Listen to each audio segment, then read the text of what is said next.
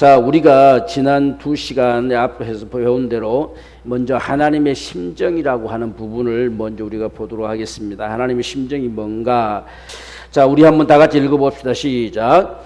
영원부터 만물을 창조하신 하나님 속에 감추었던 비밀의 경륜, 곧 영원부터 우리 주 그리스도 예수 안에서 예정하신 뜻대로 하신 것이라. 아멘. 이걸 우리가 하나님의 심정이라 할 수 있어요. 우리가 간단하게 이야기하면 우리가 성경 속에 담겨진 하나님의 그 마음, 하나님께서 왜 그렇게 하셨느냐, 어찌해서 그렇게 할 수밖에 없었을까 하는 그런 하나님의 마음을 우리가 알고자 하는 부분입니다. 두 번째는 우리가 믿는 하나님은 누구신가 하는 부분들을 우리가 정리했습니다. 같이 읽어봅시다. 시작. 영원 전부터 스스로 계신 유일하신 하나님이시요 천지 만물을 창조하시고 사람을 지으신 전능자십니다. 그러므로 영원히 영광 받으실 창조주이십니다. 아멘. 우리가 이렇게 하나님에 대해서, 우리가 믿는 하나님에 대해서 정의할 수 있는 이런 부분들이 필요한 것 같습니다. 우리가 이 중에서 가장 중요한 부분들이 스스로 계신 분이시다. 이건 모든 세상의 어떤 신들과도 신이라고 하는 것들과 비교될 수 있는 가장 우리에게 필요한, 가장 우리가 믿어야 될 중요한 사건이 됩니다. 그래서 스스로 계시다. 여호와란 말 뜻도 스스로 있는 자란 뜻이에요. 스스로 있는 자, 이게 여호와란 말씀입니다. 그래서 구약의 전부 나는 여호와다 이렇게 말씀하시죠. 자, 우리가 유물을 보면 우리에게 다가오시는 하나님입니다. 하나님은 지금도 살아 역사하시는 분이십니다. 우리 인생들 가운데 다가오시고 그분의 뜻을 따라 역사해 가시는 것입니다. 그러므로 우리는 우리에게 다가오신 하나님을 바로 알고 그 뜻을 따라 움직여내는 거룩한 성도의 삶이 되어야 할 것입니다. 했습니다. 지금 하나님이 살아계시다. 우리가 히브리서 11장에서 반드시 그가 계신 것. 어떻게 계시냐? 살아계신 분을 믿는 거예요. 반드시 지금도 우리 삶의 현장 속에 그분이 계시다. 살아계시다. 그리고 그분을 우리가 만나서 상대할 때에 반드시 우리에게 응답하시는 분, 우리를 상관해 주시는 분, 바로 이것을 우리가 믿어야 한다라고 우리가 히브리서에 말씀하죠. 그래서 지금도 살아계시는 분이심을, 지금도 우리 인생들 가운데 역사하는 분이심을 우리가 반드시 믿어야 된다. 이 하나님에 대해서 우리가 어떻게 생각해야 될까 하는 것입니다. 많은 사람들이 하나님을 잘 모르고 흔히들 그냥 하나님 사랑이시다, 이것만 우리 흔히 많이 이야기합니다. 그래서 우리가 예수 믿지 않는 사람도 하나님 사랑인데 어째서 예수 믿는 사람들은 사랑하지 않느냐, 뭐 이런 식으로 비교하기도 하고. 그런데 우리가 그것보다 가장 먼저 우리가 알아야 될 하나님은 거룩하시다는 사실입니다. 그래서 우리가 1번에 하나님은 거룩함을 가지고 우리에게 다가오신다. 하나님께서 우리에게 다가오신 하나님은 본래 거룩하신 분이세요. 그래서 감히 누구도 상대할 수 없는 분이시죠. 철저하게 우리가 거룩이란 말은 구별된다 했죠. 가장 중요한 문제가 거룩이란 말은 구별된다라고 하는 거예요. 그리고 흠이 없다 하는 뜻도 가지고 있죠. 그러니까 하나님은 우리가 다른 어떤 것과 비교할 수 없는 거룩하신 분이십니다. 그걸 가지고 우리에게 다가오세요. 그러니까 우리가 먼저 알아야 될 하나님은 적어도 거룩하시다는 사실을 우리 마음에 가져야 돼요. 그래야 우리가 하나님 앞에서 우리 자세가 나오지요. 하나님을 아무렇게나 취급해도 될 그런 분이 아니시다. 무조건 사랑이시기 때문에 그냥 나를 사랑해 주신다 하는 차원에서만 봐야 될 것이 아니라 하나님은 반드시 거룩하신 분이시다. 그래서 제가 종종 하나님이 어떻게 생겼느냐, 하나님의 우리의 겉에, 이게 하나님의 가슴팍이 우리에게 열려지는 모습들을 나타낼 때에 가장 겉에 나타나는 하나님의 가슴팍은 거룩입니다. 이 거룩하신 하나님 앞에서 죄인된 자가 용납될 수가 없는 거지요. 철저하게 진멸당할 수밖에 없습니다. 그래서 하나님께서 그분의 이 가슴팍을 여시고 거기서 우리가 터져 나오는 것이 하나님의 사랑이다.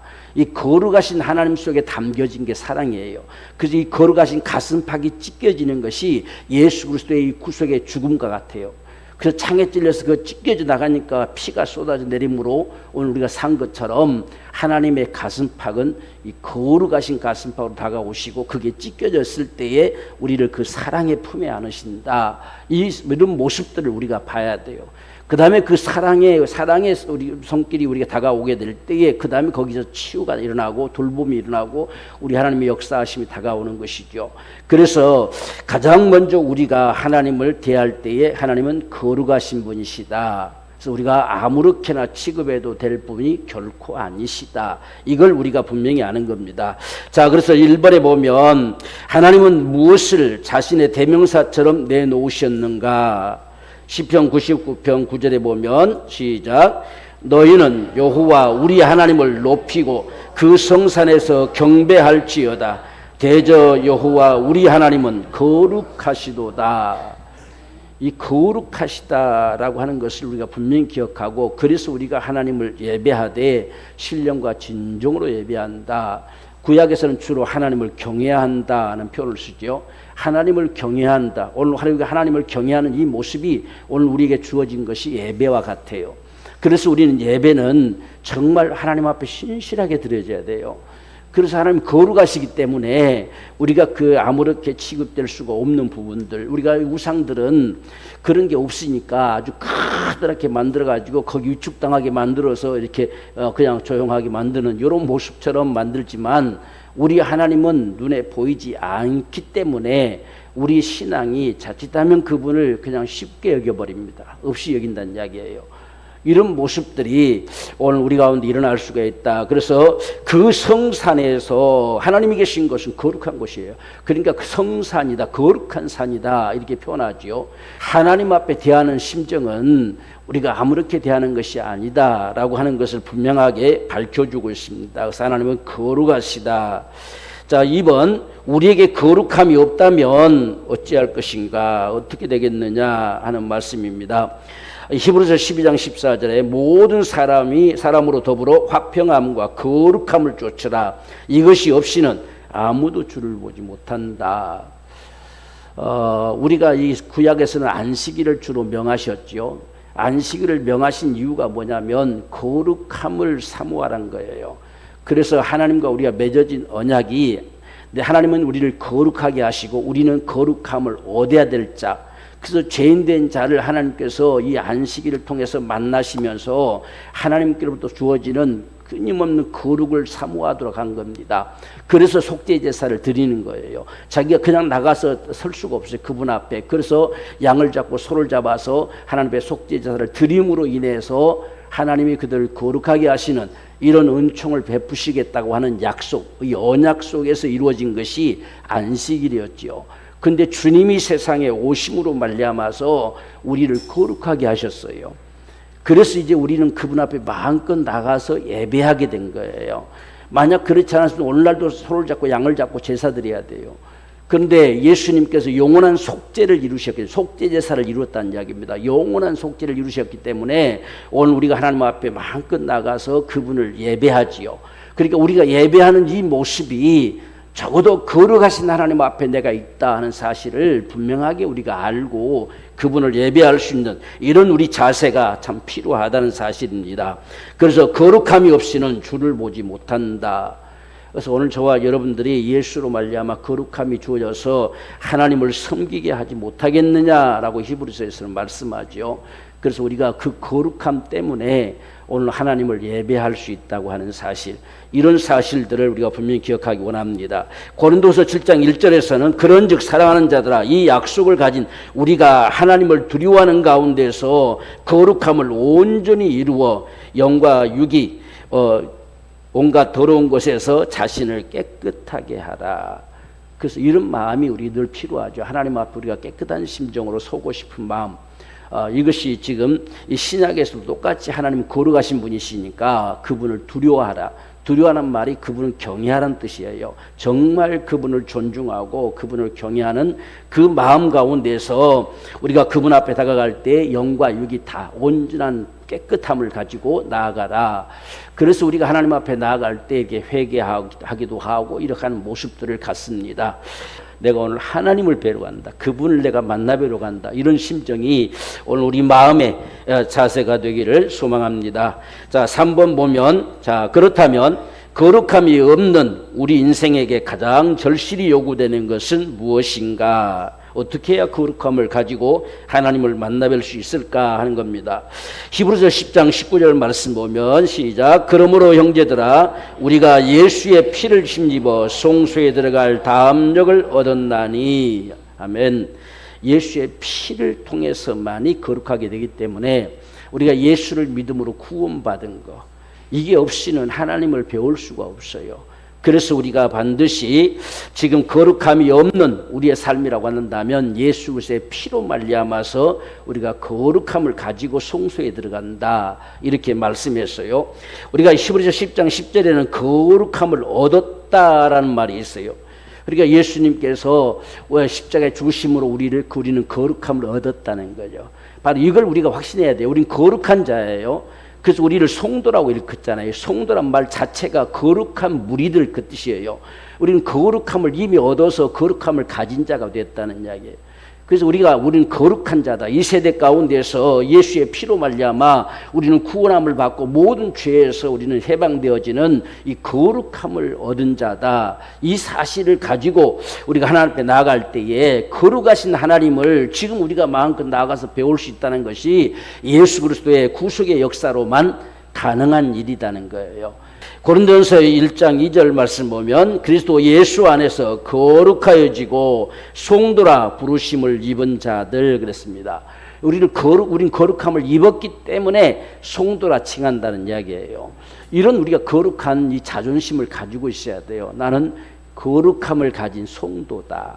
이게 우리가 분명한 믿음이 돼야 됩니다. 그러니까 우리 삶을 살아갈 때도 항상 언제 어디서나 나는 거룩함을 얻은 하나님의 앞에 성도다, 이런 심정을 가지고 살아갈 수 있는 이런 삶의 모습들이 필요합니다. 네 번째로 이제 거룩하신 하나님께서 우리에게 부탁하심이 무엇인가, 그렇다면 우리는 어떻게 될 거냐 하는 말씀이죠.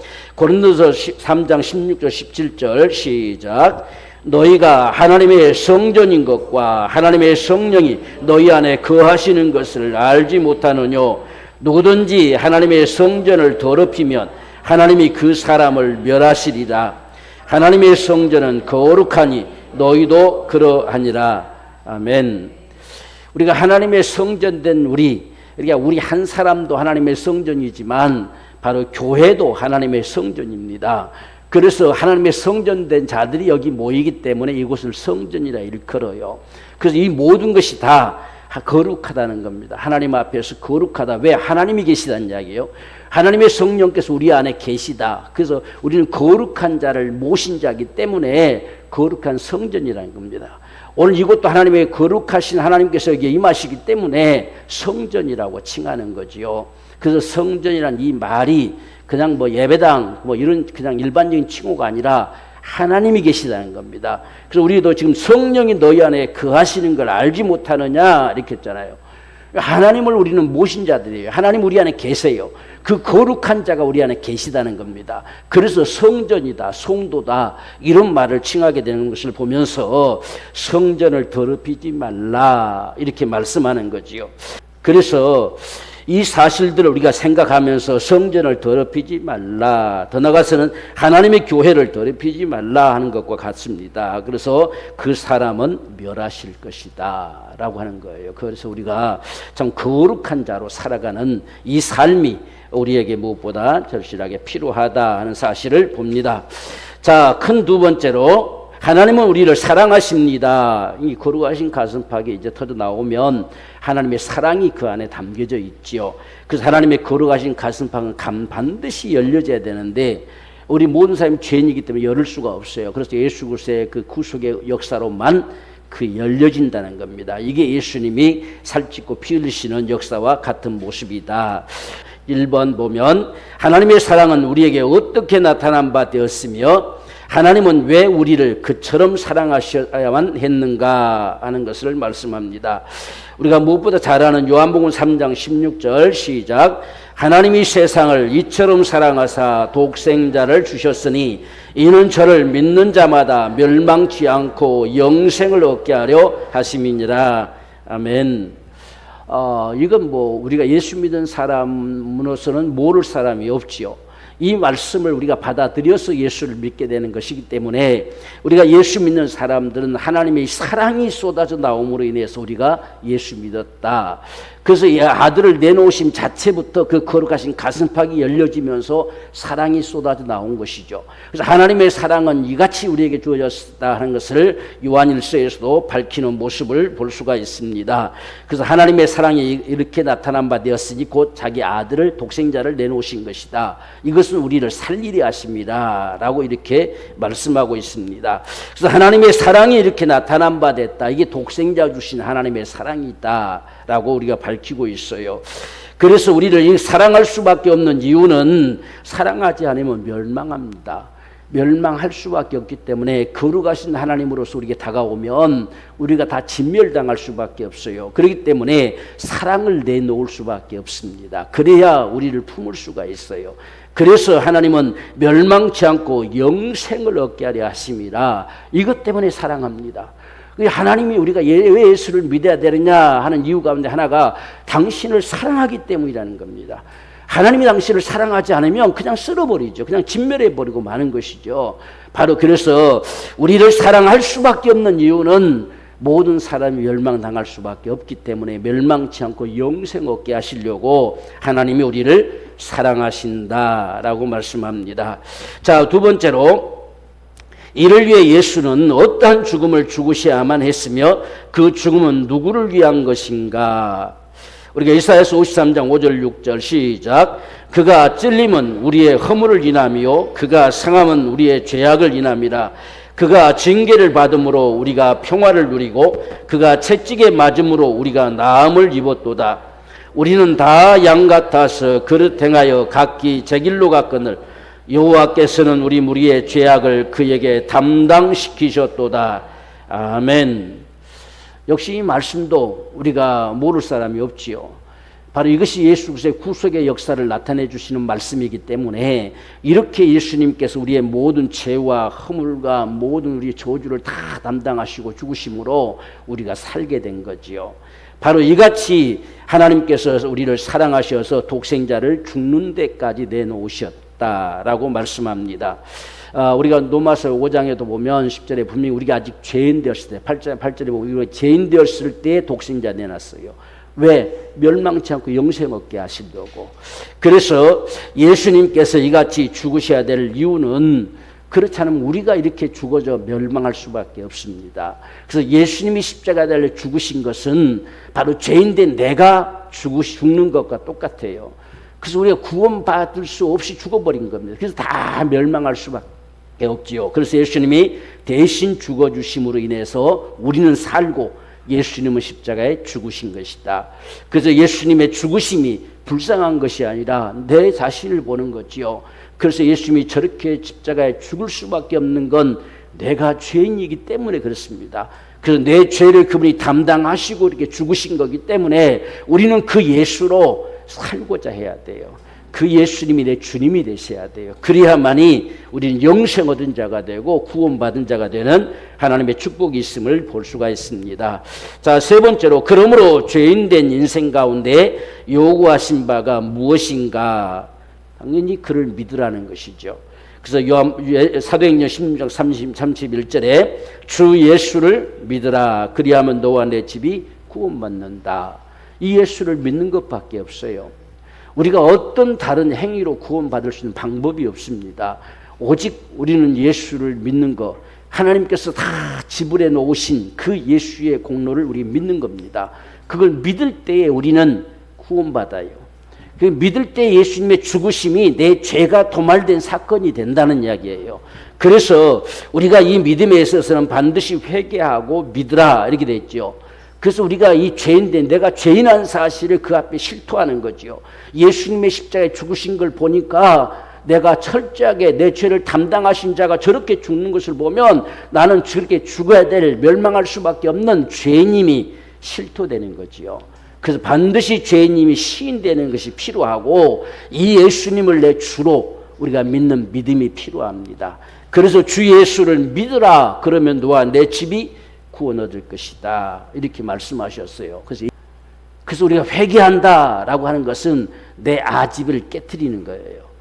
그래서 하나님의 말씀을 그대로 수용하는 겁니다. 너 죄인이야 라고 말했을 때 맞아 내가 죄인이다 라고 실토하게 되어지는 이런 역사가 우리가 예수를 믿을 때에 필요합니다. 그래서 내가 죄인임을 깨닫지 못하면 예수를 믿을 이유도 없지요. 예수 뭐 때문에 믿어야 되느냐. 그러니까 죄인임을 깨닫지 못하고 예수를 믿게 되면 세상의 종교 생활하는 사람과 똑같은 수준으로 신앙생활해요. 내가 죄인임을 알았을 때만이 그분이 내 주가 되시는 거지요. 근데 그 사실을 모르면 우리가 예배당 다니고 정말 예수 믿는다 할지라도 그 사람은 세상에서 어떤 세상의 우상들을 믿고 섬기는 것과 똑같은 수준의 것밖에 안 됩니다. 반드시 우리가 죄인임이 그분 앞에 실토돼야 돼요. 그래야 예수님이 내 주님이 되시는 거예요. 이게 바로 우리가 구원 얻는 믿음이다. 그래서 이것을 위해서 우리가 로마서 10장 9절에 내가 만일 내 입으로 예수를 주로 시인하며 또 하나님께서 그를 죽은 자 가운데서 살리신 것을 내 마음에 믿으면 구원 얻는다 라고 말씀하지요. 그러니까 오늘 저와 여러분들이 예수를 믿는데요 반드시 입으로 시인해야 돼요. 예수님이 내 주님이 되셔야 돼요. 그러니까 방금 앞에서 말씀드린 것처럼 그냥 주님이 되는 게 아니에요. 그냥 예수를 주라고 따라서 해보십시오 라고 하는 것은 이것은 예수를 정말 주님으로 영접해 드릴 수가 없어요. 내가 죄인됨이 반드시 인정돼야 된다는 사실이에요. 그래서 예수께서 죽은 자 가운데서 부활하신 걸 미리 마음에 믿으면 왜 죽으셨느냐. 나 때문에 죽으셨다는 겁니다. 나 때문에 죽으시고 부활하신 그분을 내 주님으로 믿는 거예요. 그래서 이같이 시인하면 구원을 얻으리라 이렇게 말씀했어요. 바로 이것이 하나님의 사랑을 적어도 아는 사람, 하나님의 사랑을 받아들인 사람이에요. 그러니까 하나님 나를 사랑하신다 했을 때 이 사실로부터 출발되는 겁니다. 그랬을 때 나를 사랑하신다 이런 말을 우리가 할 수가 있습니다. 자, 네 번째로 이 길은 우리에게 어떻게 열려졌으며 마음을 다하고 뜻을 다하고 목숨을 다하여 하나님을 사랑하는 당신의 삶은 무엇인가 라고 했어요. 어떻게 이것이 열려졌느냐, 이 길이 우리에게 열려졌는가.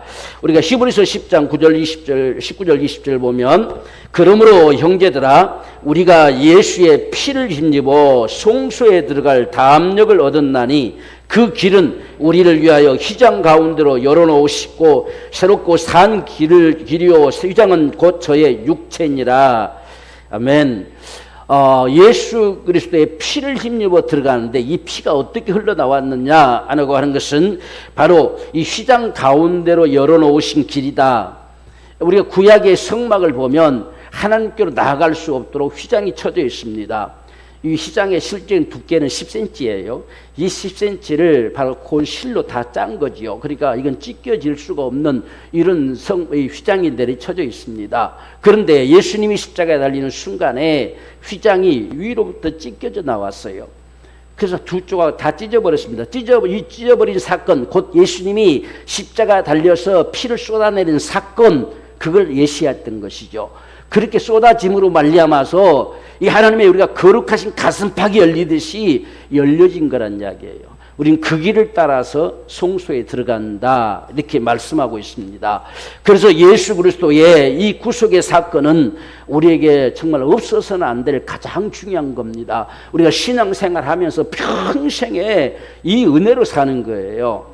바로 이것으로 말미암아 우리에게 모든 것을 아끼지 않냐고 내어놓으셨기 때문에 예수 그리스도의 이 구속의 역사라고 하는 사실은 반드시 우리에게 절실하게 필요합니다. 우리가 잘 아는 대로 에베소 2장 8절에서는 너희가 그 은혜가 바로 이거지요. 바로 휘장 가운데로 열어놓으신 새롭고 산 길, 새롭고 우리 사는 길이란 뜻이에요. 옛날에는 1년에 한 번 이 양을 잡아서 피를 가지고 대상에 들어갔잖아요. 1년에 한 번밖에 못 들어가요. 그런데 예수님이 십자가에 달리심으로 이제는 그게 찢어져 버렸어요. 가로막았던 휘장이 찢겨짐으로 인해서 이제는 예수의 피를 힘입어서 누구든지 성소에 들어갈 담력을 얻었다라고 말씀합니다. 이 은혜로 우리는 구원받은 거예요. 그러니까 하나님의 우리가 거룩하신 가슴팍이 찢겨진 모습을 봐야 돼요. 제가 이 말씀들을 옛날에 우리 청년 때 묵상하면서 그걸 정말 봤어요. 야, 이건 하나님의 가슴팍이 터져나간 것이구나 라고 하는 사실이 내게 밝혀졌어요. 그래서 그때부터 참 이건 하나님의 거룩하신 가슴팍이, 우리를 용납할 수 없는 하나님의 거룩하신 가슴팍이 터져 나오셨구나. 이걸 여기서 보게 하신 것이죠. 그래서 그런 표현을 여러분한테 바라는 거예요. 하나님의 가슴팍이 찢겨져 나갔다. 그래서 그 사랑으로 저와 여러분들을 끌어안으신 그 은혜 때문에 우리가 믿음으로 구원받습니다. 자, 요한복음 4장 23절에 그러면 우리는 어떻게 할 것이냐, 어떻게 그분 앞에서 우리의 믿음을 나타내고 그분을 사랑하는 사랑을 드러낼 수가 있느냐. 요한복음 4장 23절에 시작. 아버지께 참으로 예배하는 자들은 신령과 진정으로 예배할 때가 오나니 곧 이때라. 아버지께서는 이렇게 자기에게 예배하는 자들을 찾으시느니라. 아멘. 그래서 예배가 참 중요해요. 우리가 하나님의 송소에 들어갑니다. 옛날에는 피를만 가지고 들어갔다가 하나님께서 응답하시면 나왔는데 이제는 길이 열려져서 마음껏 들어간다는 이야기예요. 뭐하러 우리는 이제 들어갈 거냐, 들어가서 뭐 할 거냐라고 하는 것은 예배입니다. 예배. 그래서 우리 예배가 그렇게 소중한 겁니다. 그래서 우리는 예배자가 되었다는 사실은 이 모든 것을 이루었다는 이야기예요. 그래서 하나님 앞에 나아가서 우리 마음껏 예배합니다. 우리가 이 예배의 현장은 옛날 우리가 성막의 모습들, 옛날 성전의 모습들을 보면 지성소 안에 담겨진 거예요. 성소가 이 시장이 열려지면 지성소 안에 들어가잖아요. 그래서 이제는 하나님을 아주 배울 수 있는 이 역사가 오늘 우리에게 주어지는 예배이기 때문에 우리는 참 예배를 사모하고 갈망하고 신령과 진정으로 예배함 속에 아버지를 만나뵐 수 있는 바로 이것이 주님을 사랑하는 가장 기본적인 표현입니다. 그래서 예배는 우리가 마지못해서 하는 것이 아니고 날 구원하신 정말 그분을 배우는 거죠. 하나님이 길을 열어주신, 정말 그 심장을, 이 가슴팍을 터뜨리고 열어주신 바로 그 길을 따라가서 우리가 예배하는 이 모습이 오늘 우리에게 주어지는 예배다라고 하는 사실을 우리가 분명하게 기억하기를 원합니다. 우리가 마태복음 22장 37절 39절에서는 마음을 다하고 뜻을 다하고 성품을 다하고 목숨을 다하여 주 너희 하나님을 사랑하라 이렇게 표현되어 있죠. 그래서 우리가 예배자가 되어지는 것은 이 하나님의 율법에 말씀하셨던 그 사랑의 표현을 우리는 가진 사람들이에요. 그래서 예배는 주님을 사랑하는 자들의 표현이다. 정말 우리가 그분을 배우는 역사다라고 하는 것과 같음을 우리가 분명히 확신하기를 원합니다. 자, 세 번째로 하나님은 우리의 치료자시다라고 말씀했습니다. 자, 하나님은 자신을 누구로 계시하시나요? 출애굽 15장 16절의 말씀을 보면 시작. 가라사대 너희가 너희 하나님 나 여호와의 말을 청종하고 나의 보기에 의를 행하여 내 계명을 귀를 기울이며 내 모든 규례를 지키면 내가 애굽 사람에게 내린 모든 질병에 하나도 너희에게 내리지 아니하리니 나는 너희를 치료하는 여호와임이니라. 아멘. 오늘 저와 여러분들이 하나님이 치료자시다. 적어도 이러한 믿음이 우리에게 분명하기 원합니다. 하나님은 치료자세요. 우리가 세상에도 많은 정말 훌륭한 의사들이 많이 있지만 하나님은 나는 너희를 치료하는 치료자다. 그래서 이 기독 의사들의 이 신조들을 보면 기독 의사들은 바로 치료자는 하나님이시다라는 고백을 해요. 그리고 우리는 단지 그분의 도구일 뿐이다. 이게 기독 의사들의 고백이에요. 그래서 참 신실하신 분들이 있죠. 어떤 면에서 보면 자신들은 도구에 불과합니다. 오직 치료자는 하나님이시다. 이런 고백을 하는 것이 기독 의사들의 신조에 들어있습니다. 오늘 저와 여러분들도 적어도 그렇게 믿기 원합니다. 우리를 치료하시는 분은 하나님이시고 우리가 때로는 의사들의 손길이 필요할 때 하나님이 그들을 들어 쓰시는 것이고 때로는 하나님께서 우리의 기도 가운데 역사하실 수도 있는 것이고 하나님 치료의 역사는 여러 가지 모습들로 나타나지요. 그래서 분명한 우리 속에 담겨져야 될 사실, 우리에게 다가오신 하나님은 반드시 치료자시다. 이게 우리 속에 있어야 됩니다. 이것은 어떤 육체적인 질병뿐만 아니라 우리의 마음도, 우리의 모든 영적인 부분도 다 치유하시는 분이 우리 하나님이시다. 이것이 오늘 저와 여러분 분명한 믿음 되기 원합니다. 자, 예수께서 우리의 질고를 담당하셨습니다. 자, 이사야 53장 5절 시작. 그가 찔림은 우리의 허물을 인하며 그가 상함은 우리의 죄악을 인함이라. 그가 징계를 받음으로 우리가 평화를 누리고 그가 채찍에 맞음으로 우리가 나음을 입었도다. 아멘. 채찍에 맞으셨어요. 실제 맞았습니다. 이게 맞음으로 인해서 값이 지불됐습니다. 우리의 모든 질고의 값이 지불됐다는 이야기예요. 그러니까 우리는 나을 수밖에 없는 권리가 있는 거지요. 그래서 채찍에 맞으심으로 우리는 나았다, 이미 나았다 선포되는 거예요. 그래서 우리가 이 하나님의 말씀이요, 실제 우리에게 들려져 오는 소리가 되기를 원합니다. 우리가 수없이 말씀을 대하지만 우리가 기록된 말씀을 보는 건 노고스라고 칭하지요. 이 말씀이라는 헬라어가 노고스와 레헤마 이렇게 두 가지가 기록돼요. 이 노고스는 기록된 말씀, 태초에 말씀이 계시니라 할 때 노고스예요. 근데 이 말씀이 우리에게 들려져 올 때 그리스도의 말씀으로 인함이라 무엇을 들을 것인가? 우리가 들으면 그리스도의 말씀으로 인한다. 이 말씀은 네헤마예요. 그러니까 네헤마는 우리에게 들려져 오는 소리예요. 우리에게 명령으로 들려져 오는 소리, 언약으로 들려져 오는 소리, 그게 네헤마라고 합니다. 그때 우리는 믿음이라는 거예요. 그래서 우리에게 말씀이 들려져 오도록 그렇습니다 라고 그 말씀을 내가 받아들일 수 있는 거지요. 그럴 때 실제 그 말씀의 역사가 그대로 나타난다. 우리가 이 백부장의 믿음도 보잖아요.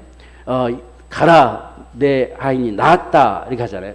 이 나았다는 소리가 정말 나았다고 받아들여 줄 수 있느냐 하는 이야기예요. 근데 이 백부장은 그 말을 그대로 믿고 갔어요. 가서 보니까 나서 있거든요. 언제 나섰느냐라고 해보니까 주님이 말씀하는 그 순간에 나섰다는 이야기예요. 이것이 주의 말씀이 내게 들려주는 네헤마라는 이야기예요. 그래서 주님이 내게 그 말씀을 딱 들려줘 오면 그 말씀의 역사가 일어나는 거예요. 그래서 우리가 자꾸 묵상하고 자꾸 말씀을 묵상하는 건 이 말씀이 내게 들려줘 오기를, 그냥 기록된 말씀을 내가 분석하는 것이 아니라 이 말씀이 나에게 들려줘 오기를 원하는 거예요. 그래서 다른 사람이야 바로 네가 나음 얻었다라는 소리로 들려줘 오기를, 바로 이게 바로 네헤마로 들려지는 주님의 말씀입니다. 이렇게 될 때 살았다고 하는 거예요. 그 말씀이 살았다라고 하는 건 실제 오늘날도 내게 들려져 온다, 이 소리와 같은 말씀이죠. 자, 예수님은 이같이 우리의 모든 질병을 담당하실 뿐만 아니라 3번 보면 예수님께서 친히 병을 고치셨다라고 하는 거예요. 그러니까 우리의 모든 질병을 담당할 뿐 아니라 그분은 친히 바로 질병을 고치셨다라고 하는 사실을 볼 수가 있죠. 우리가 마태복음 9장 35절에 예수께서 모든 성과 촌에 두루다니사 저희 회당에서 가르치시며 천국 복음을 전파하시며 모든 병과 모든 약한 것을 고치시니라. 병뿐만 아니라 우리의 약한 부분들 다 고치셨다 이렇게 말씀하는 거예요. 우리는 주님의 이 역사가 오늘날도 우리 가운데 있음을 믿어야 돼요. 그분이 지금 우리 주님이시거든요. 지금도 살아 역사하신 그분이 내 주님이세요. 그래서 이분이 정말 각처를 다 두루다니시면서 고치셨는데 오늘날은 어떻게 역사되느냐 4번 보면 이러한 치유 역사는 우리에게서도 계속되기를 명하셨다. 그래서 우리가 마가복음 16장 18절의 말씀을 보면 뱀을 집으며 무슨 독을 마실지라도 해를 받지 아니하며 병든 사람에게 손을 얹은즉 나으리라 이렇게 했습니다. 그래서 우리가 손을 얹고 기도합니다. 더구나 아픈 분이 손을 얹고 기도하는 이유는 주님께서 손을 얹으라 하셨어요. 우리가 손을 얹는 건 예수 이름으로 손을 얹는 거지요. 우리의 손에 신비한 능력이 있어서 얹는 게 아닙니다. 예수 이름을 통해서 나타나도록 손을 얹는 겁니다. 그래서 손을 얹은즉 나으리라 이렇게 하셨습니다. 그래서 우리가 때로는 손을 얹는 역사가 한번 손만 됐다 끝나는 게 아니고 우리가 손을 자꾸 얹어줄 수 있는 것이 필요해요. 우리 자신의 스스로에게도 손을 자꾸 얹어주는 게 필요합니다. 손을 얹고서 예수형으로 명하지요. 예수는 다 명해서 모든 질병이 사라질 것을 명하는 겁니다. 그래서 오늘 지금 이 마가복음의 말씀은 내 이름으로 했습니다. 내 이름으로 손을 얹은 즉 나으리라 이렇게 된 것입니다. 그래서 우리가 손을 얹고 예수 이름으로 자꾸 명하는 것이죠. 이 모든 게 예수 이름으로 우리에게서 행해지도록 하신 것입니다. 이게 바로 우리에게 주어지는 말씀임을 분명히 우리 확신하기를 원합니다. 자, 이것이 분명하다고 한다면 마지막 5번째로 보면 주님은 우리 인생들을 향해 뭐라고 말씀하시는가? 이제 우리에게 뭐라고 주님께서 말씀하시느냐 하시는 것입니다. 자, 요한복음 5장 6절에 시작. 예수께서 그 누운 것을 보시고 병이 벌써 오랜 줄 아시고 이르시되 네가 낫고자 하느냐라고 물어요. 낫고 싶으냐? 정말 낫고 싶으냐? 아니면 포기되어졌느냐라고 하는 이야기죠. 38년 동안이나 지금 베데스다 연못가 낫고 싶어서 거기 있는데, 우리가 낫고 싶어서 베데스다 연못가에 있으면서도 수없이 거기 뛰어내리려고 하면 다른 애 펄떡 뛰어내리고, 왜? 전설이 거기 전해져 오는 소식이 제일 먼저 뛰어드는 한 사람만 낫는다는 거예요. 그러니까 거기 다 수많은 병자들이 모여 있는데, 실제 그 베데스다 연못에 가보진 않았지만 사진으로 보니까 이 상대 높아요. 언덕이 있어요. 언덕이 다 둘러앉아 있는데 여기서 이제 바로 이 머리만 숙이면 넘어지죠. 근데 이 병들어 38년 누워있는 사람이 제가 일으켜줘도 거기서 넘어지는 순간도 펄떡 뛰어든 사람보다 늦겠잖아요. 그러니까 우리가 바라볼 때는 수없이 그냥 툭 떨어졌다가 다시 그냥 무조건 또 이끌려 나오고 아마 그랬던 것 같아요. 그러니까 다른 사람이 먼저 내려가나이다 이렇게 했잖아요.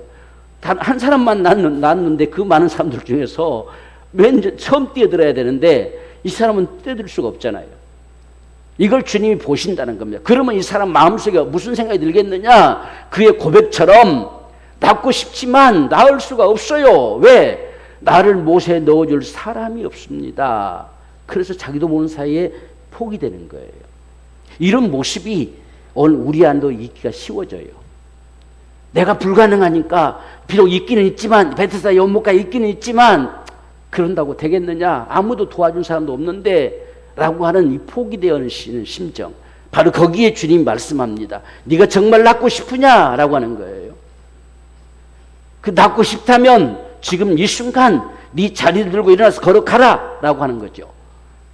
그가 움직여내는 건 진짜 낫고 싶은 것이고, 아이고 그런다고 되겠어요? 포기된 겁니다. 그래서 이 사람이 지금까지 38년 동안 있으면서 그렇게 말처럼 쉬울 것 같아서 벌써 걸어갔겠죠. 그런데 38년 동안 누워 있을 수밖에 없다는 사실은 안 되기 때문에, 할 수 없기 때문에 거기 있는 거잖아요. 그런데 주님께서 일어나 내 자리를 들고 걸어가라 라고 명했어요. 이것은 낫고자 하는 정말 심정인데 주님의 의지에서, 주님으로 말미암아서 내가 낫고 싶은 거예요. 그래서 주의 말씀대로 일어나 걸어갔더니 나서버렸어요. 바로 이게 주님의 역사란 이야기예요. 그래서 우리는 어떤 상황에 다다라도 낫고자 하는 것이 우리 믿음입니다. 주님이 다 담당하셨고 이미 나음을 주셨는데 오늘 지금 나는 낫고자 하는 거예요. 주님이 허용하지 않으면 나는 반드시 난다는 이야기예요. 주님이 이곳으로 나를 데려가겠다 하신다면 그걸로 가시겠지만, 그러나 우리가 그렇지 않고 주님 앞에 반드시 우리는 낫고자 하는 게 우리 믿음이 돼야 된다는 거, 이게 중요한 모습이죠. 여러분, 히스기야 같은 경우는 하나님께서 너는 이제 끝났다라고 해놓고도 마음을 돌이키셨어요. 히스기야가 이제 왕자에서 내려오니라, 너는 이제 죽는다, 하나님께서 당신 죽는다고 했다, 이미 하나님께서 작정하셨는데도 불구하고 그가 정말 머리를 벽에다 대고 하나님 앞에 제발 살려달라고 그렇게 요청했더니 하나님이 15년을 연장시켰어요. 그러니까 우리는 다른 게 없어요. 하나님이 어떠하신지 우리가 잘 알 수가 없기 때문에 우리는 낫고자 하는 게 믿음이라는 거. 그래서 분명히 주님이 네가 낫고 싶으냐라는 사실을 분명하게 묻지요. 우리가 열왕기하 20장 5절 보면 내 기도를 들었고 내 눈물을 보았노라, 내가 너를 낫게 하리라. 이 히스기야에게 한 말이에요. 히스기야가 참 얼마나 지금 당장 죽는다는데, 멀쩡했던 사람이 갑자기 지금 죽는다는데 얼마나 지금 깜짝 놀랐겠어요. 그래서 하나님 앞에 참 울면서 기도했으니까 그걸 보시고 하나님 내 눈물을 보았고 네 기도를 들었다, 이렇게 말씀하는 모습을 볼 수가 있습니다. 그런데 반면에 역대하 16장 12절 13절에서는 아합이 나옵니다. 아합. 이 아합은 왜 죽었느냐? 구하지 아니함으로 죽었다 돼 있어요. 그가 하나님 앞에 구하지 않았어요. 그래서 그는 죽었다 이렇게 칭하고 있습니다. 구했으면 살 텐데, 이런 말씀들을 우리가 보았을 때는 우리는 할 일은 오직 낫고자 하는 것이다. 이게 오늘 우리의 믿음인 걸. 그러니까 오늘 우리는 어떤 상황 속에서도 살고자 하는 것, 낫고자 하는 것, 이게 우리 믿음이 되기를 원합니다. 야고보서 5장 16절 말씀 보면 이러므로 너희 죄를 서로 구하며 병 낫기를 위해서 서로 기도하라. 의인의 강구는 역사하는 힘이 많다 했어요. 반드시 저와 여러분들의 기도는 하나님이 들으시기 때문에 우리가 반드시 병 낫기를 위해서 기도하라 이렇게 했습니다. 그래서 우리의 정말 기도가 절실하게 필요한 부분들이죠. 때론 죄를 서로 구하며인데 오늘날 죄를 서로 구한다는 사실이 쉽지는 않지요. 오늘날 우리에게서는 하나님 앞에 회개함의 역사가 때론 필요하겠지요. 정말 하나님 앞에 회개할 부분이 있으면 회개하면 너 죄를 다 사하시고 너희를 고치실 것이다 이렇게 말씀하신 것처럼, 그래서 치료하시는 하나님이시다, 이게 오늘 우리가 분명 믿음 되기를 원합니다. 어떤 하나님의 능력으로 치료해 주실 것이다 아니라 하나님 자신이 우리의 치료자십니다. 의사시다는 이야기예요. 이게 우리 속에 분명하게 담겨지는 믿음 되기를 소망합니다. 자, 마지막으로 이게 보면 네 번째로 하나님은 우리 아버지시다. 이게 우리가 가장 이제 큰 믿음이 되는 것이죠. 그분이 우리 아버지세요. 치료하신 의사 되신 분이 우리 아버지시다. 정말 우리 사랑하시고 독생자 내놓으신 그분이 이제 우리 아버지시다. 나를 사랑하신 그분이 내 아버지시다. 저도 이런 믿음이 오늘 우리 안에 분명하게 담겨지는 귀한 믿음 되기를 원합니다. 자, 1번, 창세전부터 하나님은 사람을 자녀 삼고자 작정하셨습니다. 자, 우리가 자녀가 되어진 역사가 어떻게 되었느냐 하는 것을 설명하고 있죠. 에베소서 4장 1장 4절에서 5절 시작. 그 창세전에 그리스도 예수 안에서 우리를 택하사 우리로 사랑 안에서 그 앞에 거룩하고 흠이 없게 하시려고 그 기쁘신 뜻대로 우리를 예정하사 예수 그리스도 말미암아 자기의 아들들이 되게 하셨으니 아멘. 정말 사랑으로 우리를 자녀되게 하십니다. 그래서 독생자를 내놓으셔서 우리가 흠과 티가 없이 거룩하게 하셔서 자녀를 삼으셨다. 그래서 우리가 하나님을 아버지라 부르죠. 우리가 하나님을 정말 아버지라고 믿는 사람들의 참 심정은 내가 하나님을 감히 아버지라고 부를 수 있는 것, 그 거룩하신 자를 내가 아버지라고 부를 수 있는 것이 얼마나 귀한 은혜고 축복인가 하는 사실을 알 수 있어요. 그런데 이 아버지를 가장 많이 부를 수 있는 시간이 언제냐? 기도하는 시간밖에 없어요. 다른 때는 별로 아버지 안 부르잖아. 여러분 삶을 살아가면서도 순간순간 아버지 별로 안 하잖아요. 그런데 기도할 때만큼은 아버지를 불러요. 그러니까 기도가 얼마나 귀한 축복인가를 볼 수 있죠. 그래서 기도할 때마다 하나님 아버지 계속 아버지를 부르잖아요. 그래서 우리가 아버지를 참 부르게 됐다는 이 사실이 하나님 앞에 영광이에요. 내 입에서 아버지 소리가 나오는 거. 그래서 이 은혜의 영광, 이 은혜로 말미암아 얻어진 게 뭐냐? 하나님 자녀된 권세잖아요. 그래서 하나님을 아버지라고 부르는 것이 가장 귀한 영광의 축복입니다. 그럴 때 바로 우리는 아버지라 고백되어진 이 역사 속에서 하나님께서 베푸신 은총을 입을 수 있는 모습을 볼 수가 있지요.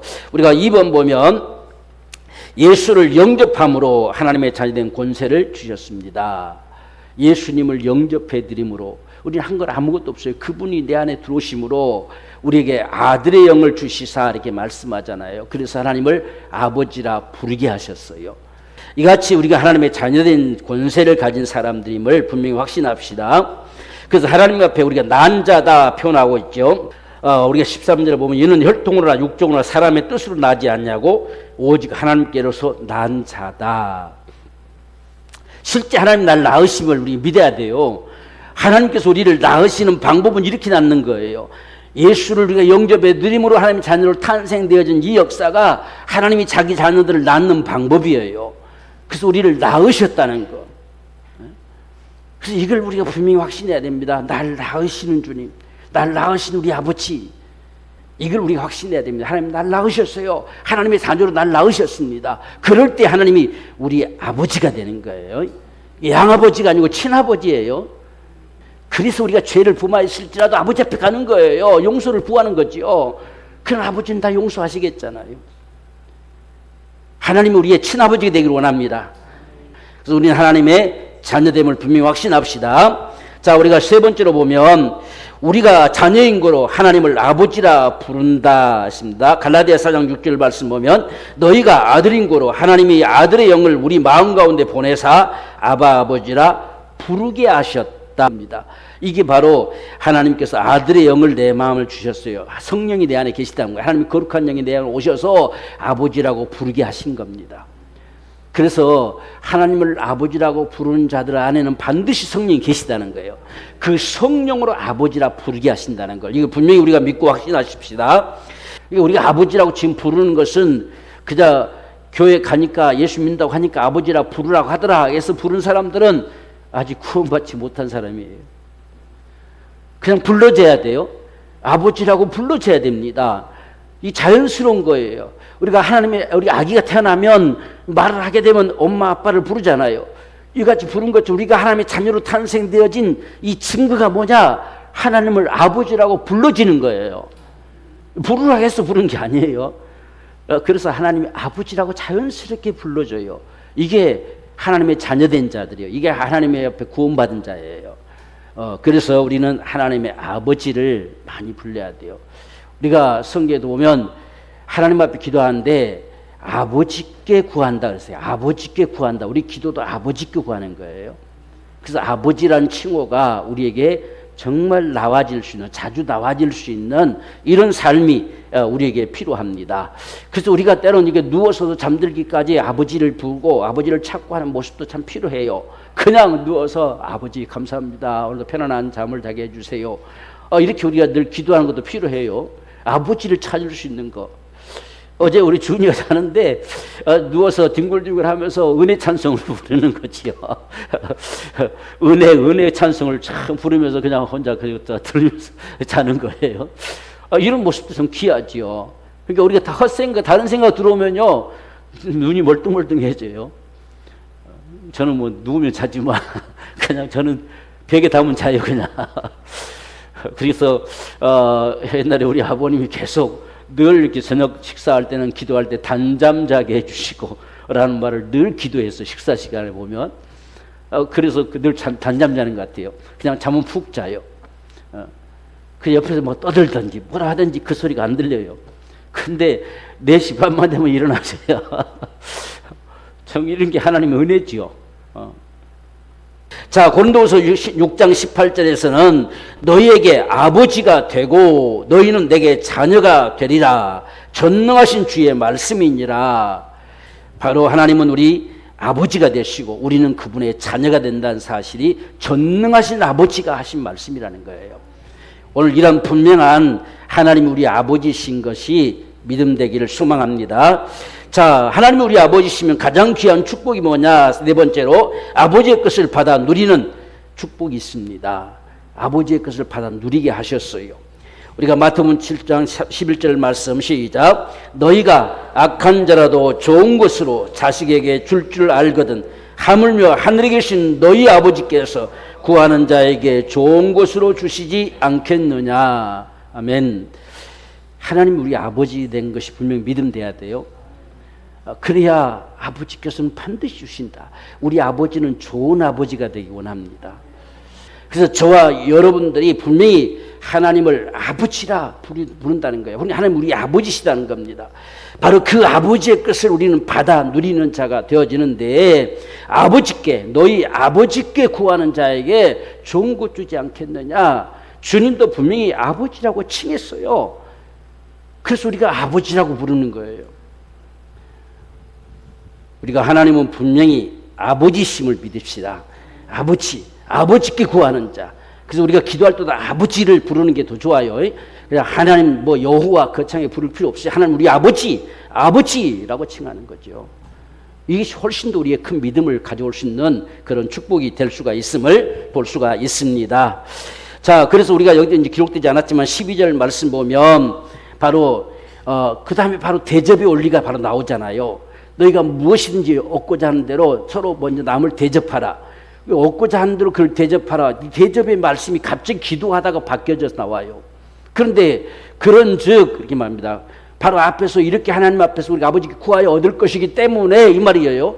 그런데 거기에 바로 대접의 원리가 들어가 있어요. 이것은 어떤 사람끼리도 서로 주고받고 정말 사람 어떻게 대하느냐에 따라서 대해줄 것이다. 이런 차원도 되지만 더 먼저는 이 기도 뒤에다가 이 말을 마태는 갖다 붙였어요.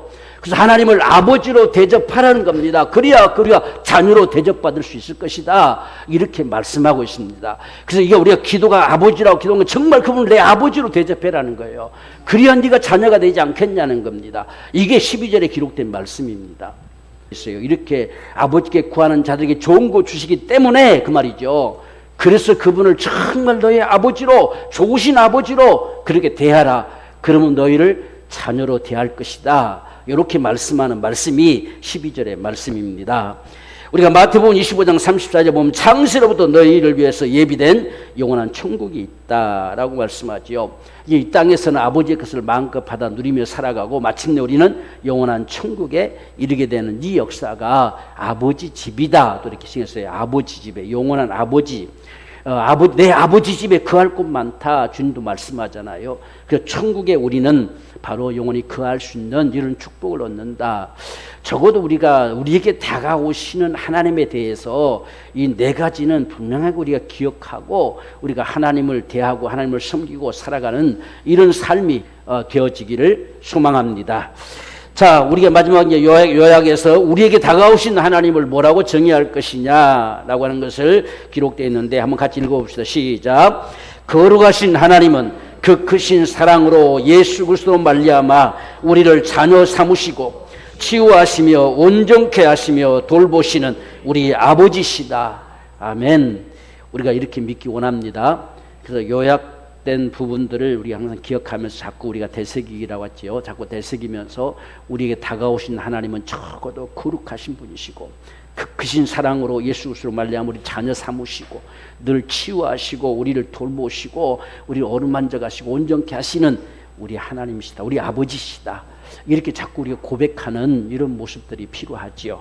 자, 그래서 우리가 정말 하나님에 대해서 분명한 우리 믿음 속에 이 확신 속에서 우리가 살아갈 수 있는 귀한 삶이 되어지기를 소망합니다.